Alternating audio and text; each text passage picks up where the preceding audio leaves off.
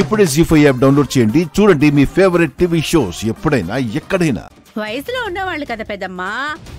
పైగా అఖిల్కి విడాకులు కూడా అయ్యాయి. నందినికి బావ వరుస కూడా అవుతాడు. బావ మరదళ్ళు భార్యాభర్తలు అవుదామనుకుంటున్నారేమో.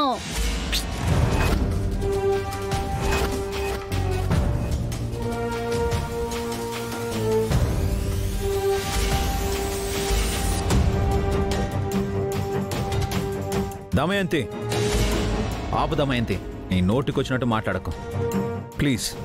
నందిని ప్రవర్తన అలా ఉందన్నయ్య. నందిని అఖిల్ని ఇష్టపడుతుందేమో, అందుకే అఖిల్ని బుట్టలో వేసుకోవాలనుకుంటుందేమో.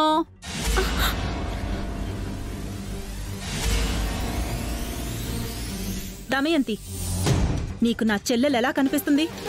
తను వ్యక్తిత్వం లేనిదని ఎలా అనుకుంటున్నావు? ఏం చూసి నా చెల్లెలు ప్రవర్తన బాగాలేదని అంటున్నావు? నందిని పెళ్లి కావాల్సిన అమ్మాయి. నువ్వు నోటికొచ్చినట్టు మాట్లాడుకు దమయంతి. తనకి ఇంట్లో సంబంధాలు కూడా చూస్తున్నారు. మేం పిలిస్తేనే తను ఇంటికి వచ్చింది.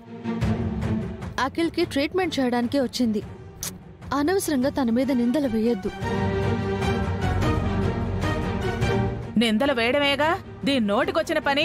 వక్రంగా ఆలోచించడం తప్ప ఇదేప్పుడు సక్రమంగా ఆలోచించింది కనుక. ఇదిగో అందరూ నన్నే అంటారే. అసలు వీళ్ళ మనసులో ఏముందో అడగండి. వీళ్ళు ఒకరినొకరు ఇష్టపడుతున్నారేమో. నందినిపై నాకు అలాంటి ఉద్దేశం లేదక్కా. తనంటే నా గౌరవం మాత్రమే ఉంది. అనవసరంగా నువ్వేదేదో మాట్లాడుకో. నందిని గాని నేను గాని అంత క్యారెక్టర్ లేని వాళ్ళమేం కాదు.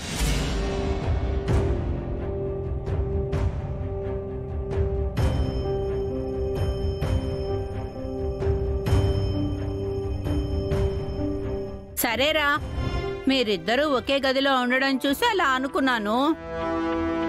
మీకొకరంటే ఒకరికి ఇష్టం లేదని నాకు ఇప్పుడే కదా తెలిసింది.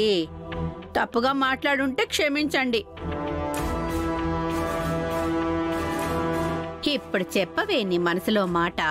మీ అక్కతో పాటు నువ్వు కూడా ఈ ఇంటి కోడలవుతావా? ఇప్పుడెలా అవుతావో నేను చూస్తాను.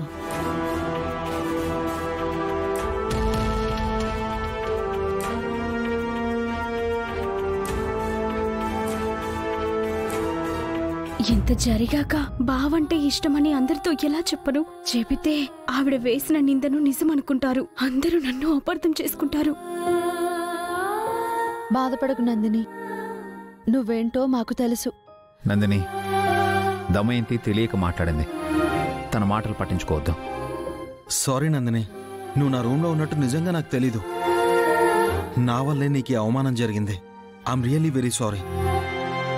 మాకు పావని ఎంతో, నువ్వు అంతే నందిని.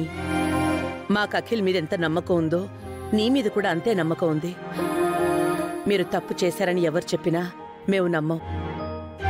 మేము నీకు మంచి సంబంధాన్ని చూసి పెళ్లి చేస్తాం. నువ్వేం ఫీల్ అవ్వకు నందిని. ఆ దమయంతికి కాస్త దూరంగా ఉండు. తనేం మాట్లాడుతుందో తనకి తెలియట్లేదు. పద.